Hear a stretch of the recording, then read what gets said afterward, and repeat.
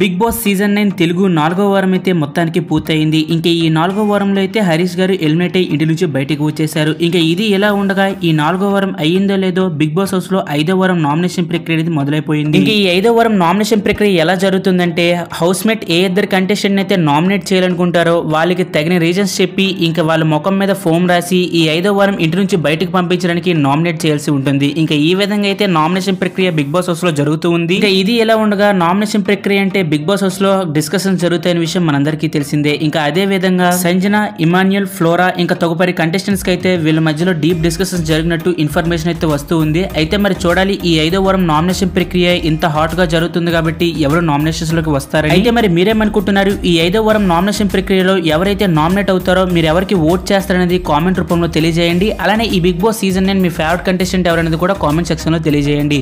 ఇలాంటి big boss fantastic updates కోసం ఇప్పుడే మన ఛానల్ సబ్స్క్రైబ్ చేసుకొని పక్కనే ఉన్న బెల్ ఐకాన్ అయితే ఆన్ లో పెట్టుకోండి. బిగ్ బాస్ సంబంధించిన ఎటువంటి అప్డేట్స్ అయినా మన ఛానల్లో ముందుగానే వీడియోస్ పోస్ట్ చేస్తాం. Thank you for watching. Have a nice day.